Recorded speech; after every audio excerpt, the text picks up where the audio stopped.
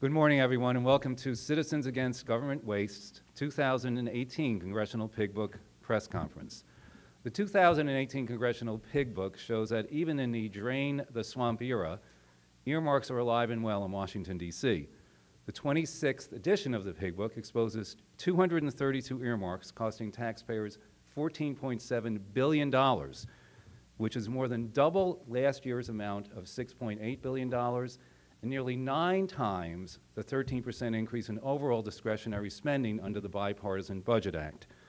At this rate, the record $29 billion that was set in 2006 could be exceeded in just 2 years. There are 27 of the most egregious earmarks in the Congressional Pig Book summary, and more than half are the largest amount ever. For example, $131 million was provided for the Appalachian Regional Commission, and $25.5 million was added for the Delta Regional Authority. President Obama said the Delta Regional Authority should be cut, and President Trump, in his fiscal year 2018 and 2019 budgets, recommended eliminating both agencies entirely. There was a record $16.7 million for the East-West Center in Hawaii, added by Senator Brian Schatz, no relation, after the House refused to fund the center and there was no budget request. The center first received funding in 1960 over the State Department's objections, and it continues to duplicate the work of hundreds of the department's diplomats and employees. There was a $25 million earmark in the Defense Appropriations Bill for alternative energy research, bringing the total to 28 earmarks worth $315 million for something the Department of Energy already does. In March 2018, the Navy stated it would be canceling its hybrid electric engines in 34 of its 35 destroyers, which makes this earmark even more absurd. The $9 billion in defense earmarks are 73% over 2017. And as always, defense earmarks account for more than half of the total, in this case 61% of the $14.7 billion. As there have been every year since fiscal year 2011, the first year of the moratorium, there are earmarks that involve similar amounts of money as past earmarks, but with fewer details, less transparency, and more secrecy. The 14 earmarks worth $860 million for the Army Corps of Engineers correspond to 482 individual earmarks costing $542 million in fiscal year 2010. But these earmarks don't comply with the transparency rules, which required each earmark to include the names of members of Congress and their location. Although the Senate extended the moratorium, the House did not. And some members of Congress keep calling for limited exceptions to the earmark moratorium. It is simply not possible for any restoration of earmarks to be limited. The return of earmarks for the Save America's Treasures grants are a great example of this axiom. The SAT program received a $5 million earmark in 2017 after not receiving any earmarks since 2010. This year, that nearly tripled to $13 million. In 2008 to 10, when the names of members were added to the earmarks, there were 200 members of Congress that added 177 SAT earmarks worth $34 million. Many of those were for local theaters, museums, and opera houses. Congress should save America's taxpayers by eliminating this earmark and enacting a permanent ban on earmarks. I am pleased to be joined today by distinguished senators and representatives who share CAGW's concerns over the corruption, unfairness, and cost associated with earmarks. Senator Ted Cruz, Senator Joni Ernst. Go ahead. Well, thank you. Good morning. Thank you for being here this morning. Once again, I want to congratulate the Citizens Against Government Waste for performing an invaluable public service and revealing some of the worst pork spending that occurs over and over and over again in the federal budget. The annual Pig Book has been described as the most unpopular book in Washington. With some politicians, I guess that might make it tied with the U.S. Constitution and third-grade arithmetic, all of which they hope to be able to disregard. But for those of us who fight every day for fiscal sanity, who are trying to bring some order to government spending and to stop the pattern we have seen decade after decade of bankrupting the next generation, the Pig Book is an invaluable tool and resource.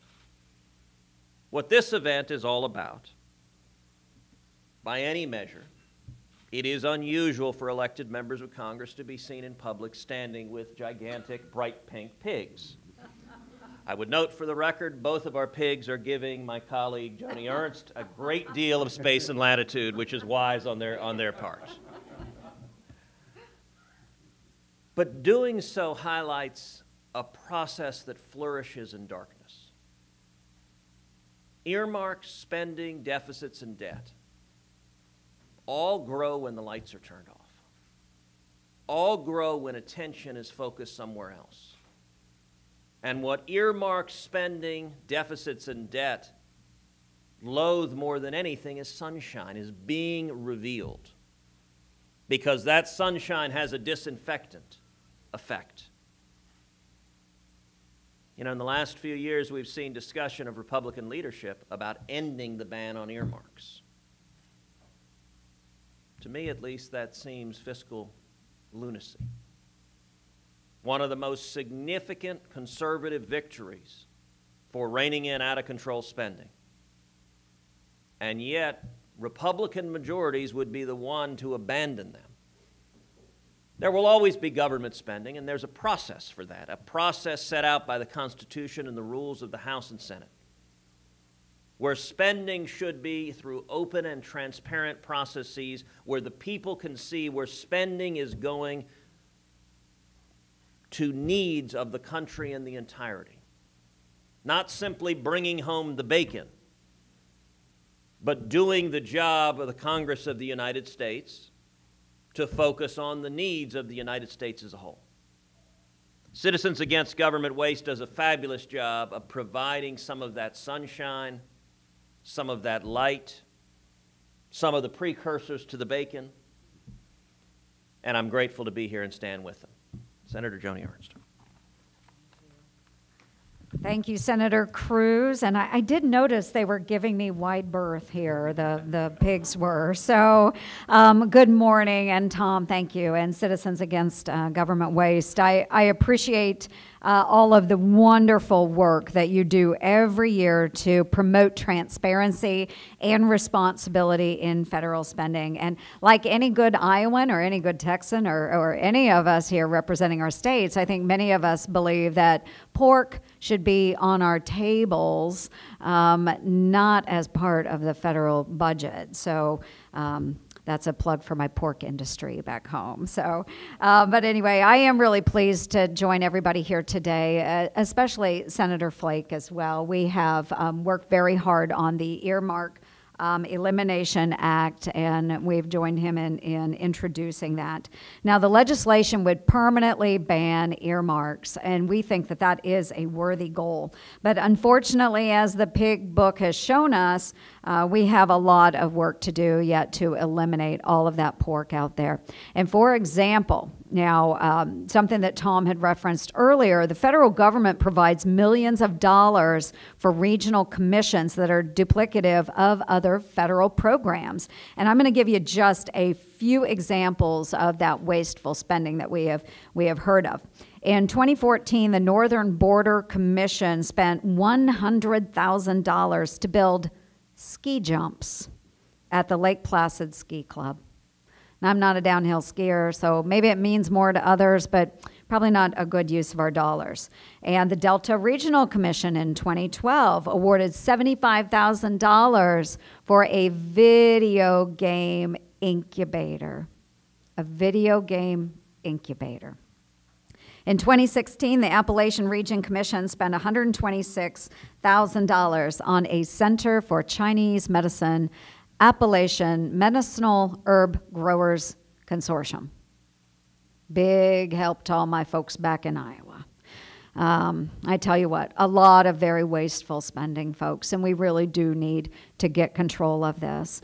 So another cousin to our earmarks, though, is unauthorized spending, and we really do need to get a handle on the unauthorized amounts of dollars that are going out of the federal government's bank account.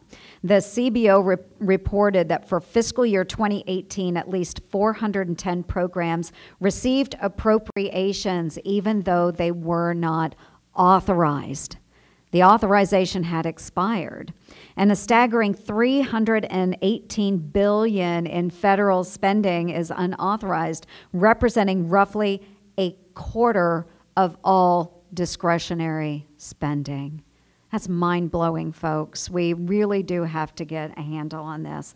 And it is a symptom of our broken budget process. So we need to work together. I'm glad to be a representative on our Joint Select Committee on the Budget and Appropriations Reform Committee. It's a great process that we have put into place. We are trying to find solutions, which brings us back into sanity. So again, I want to congratulate the Citizens Against Government Waste on the wonderful work that they do exposing earmarks, waste, abuse within our federal government. And I'm so glad that we have so many of our wonderful colleagues joining us here today in this effort and throughout the year. Tom, congratulations again. Thank you for highlighting what we need to follow through on as members of Congress. Thank you very much. Thank you. Thank you very much, Senators. And now we have Congressman Bill Flores of Texas. Good morning. It's great to be here again, and I appreciate all of you joining us today. It's a pleasure to be here with Citizens Against Government Waste to help unveil their 2018 Pig Book, which is the 26th edition, uncovering federal pork barrel spending in Washington. Tom and all of the CAGW team have done a great job, and they ought to be commended for their continuous work, highlighting the most ridiculous, the most absurd, and the most wasteful examples of government excess. The Pig Book has become a conservative staple. It's something that we all use as a reference book for ways that things should not be done in Washington. It tells us where the money is going and when it is going where it should not be going. This year's Pig Book, as you've heard earlier, identifies 232 tacked-on programs, which cost taxpayers almost $15 billion per year. This is a 116% increase from last year, and remember, this is done against the backdrop that we have a ban on earmark spending. Prior to my election to Congress in 2010, Congress had a big problem with pork barrel spending on both sides of the aisle. Taxpayers were angered to learn about the hard-earned tax dollars going to the infamous Bridge to Nowhere and the Rainforest Museum in Iowa. You were, I know, that helped your constituent. Yeah, she wasn't here then either, so you can't blame that on any of us up here. In any event, the Republican Study Committee, which I was honored to chair during the 114th Congress, consistently argued and consistently argues today against the practice of earmarking. And we believe that there ought to be a permanent ban on it. With the election of President Trump, Americans have made it clear that they want to drain the swamp, and to have Congress have any discussion about bringing back earmarks would go against what Americans back home, against what taxpayers want to see in Washington. One of the things I've learned, unfortunately, over the last few months is even though we have a ban on earmarks in Congress, the appropriators are free to earmark however they see fit. But they try to hide it and call it an appropriations, not an earmark. And as you heard Senator Cruz say earlier, there's absolutely no sunshine on those. So the transparency that we once had is now gone. Article 1, Section 9 of the Constitution states, no money shall be drawn from the Treasury but in consequence of appropriations made by law. And that means that we, as members of Congress, should appropriate in a transparent manner without using an earmark process, and also by doing it in such a way where we don't cede the ability of that money to be spent to the executive branch. So we've got to find the right balance to do that. It's time that we stop the unelected, unaccountable, out-of-control bureaucrats for making decisions that should be done by Congress, but Congress should only fund those activities which, as you heard from Senator Ernst, are authorized and which are properly appropriated. As Republicans, we believe that fiscal responsibility is hugely important to the future of our kids and grandkids, and if we're serious about keeping our promises, we've got to restore fiscal sanity to Washington. Thank you, and I appreciate your involvement here today. Thank you, Congressman. Mark Walker of North Carolina. Thank you, Tom. And every year, thank you to your faithfulness to be able to expose this on the unveiling and the great work of Citizens Against Government Waste. I believe it is crucial, and I believe this year this book is more important than any other. Think about these numbers: 232 earmarks, exposing a total of $14.7 billion. That's an increase, unfortunately, in the number of earmarks by 42% since last year. These numbers speak for themselves. The problem is bad and getting worse. I also want to talk to you about another number, the number 184. Why is that number so important? Well, that's the number of the total members of representatives who have been elected since the earmark ban of 2011.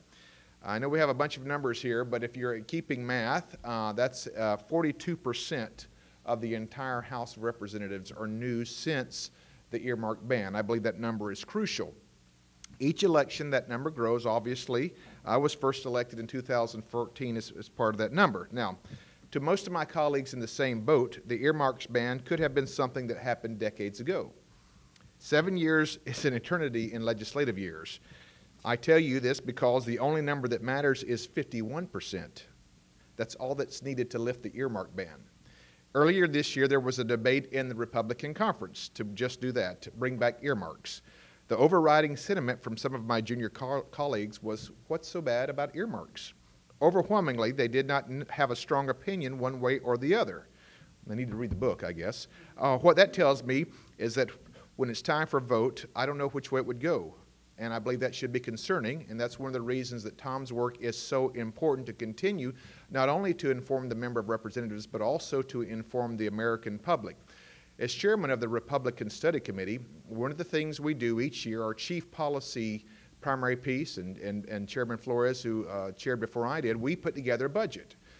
This year's budget balanced in 8 years. Last year, we got that budget to the floor. It received about 145 votes from Republicans. Obviously, that's not enough to get it across there, but one of the things that we are so proud of that is it attacks the wasteful spending.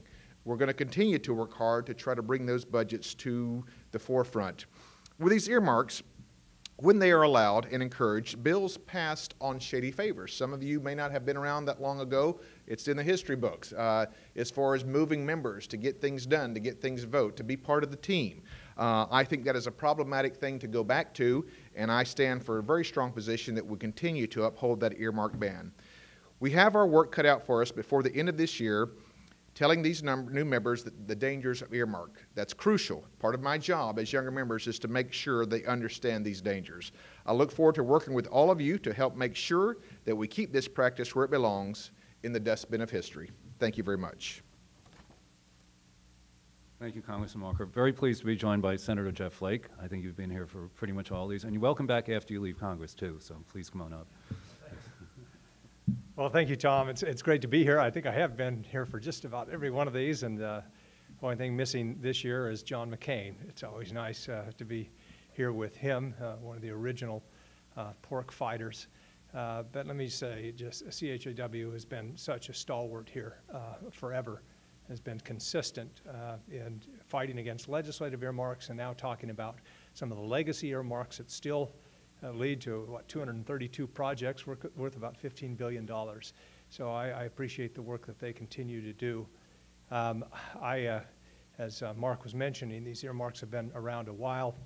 I was mentioning my staff as I was coming here, the old days in the House, going to the floor again and again and again.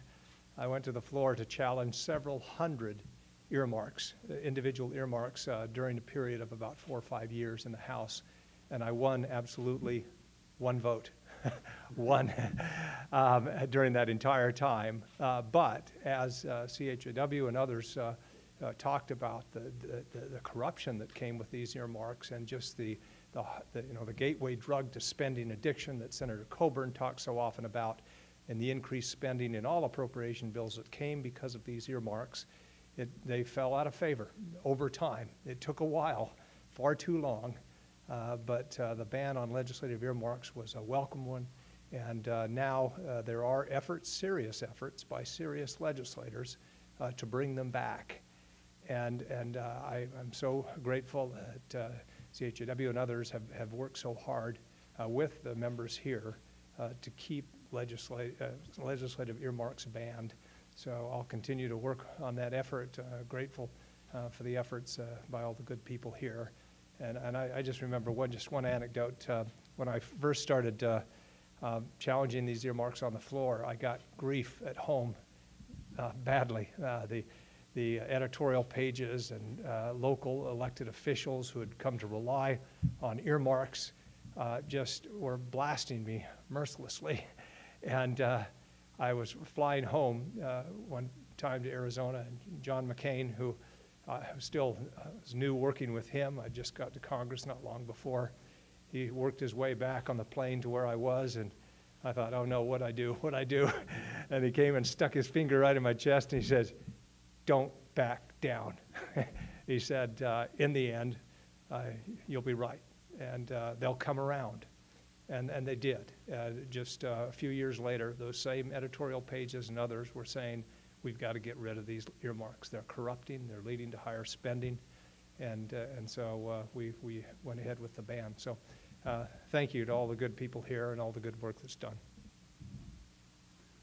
Thank you, Senator Flake. And I just want to add a quick word about Senator McCain. Last year, on the day of the Pig Book press conference, he announced his illness, and the only tweet he sent out was about the Pig Book. So we very much appreciated that. He really has been an inspiration on this, and we wish him still nothing but the best. Congressman Jim Banks of Indiana.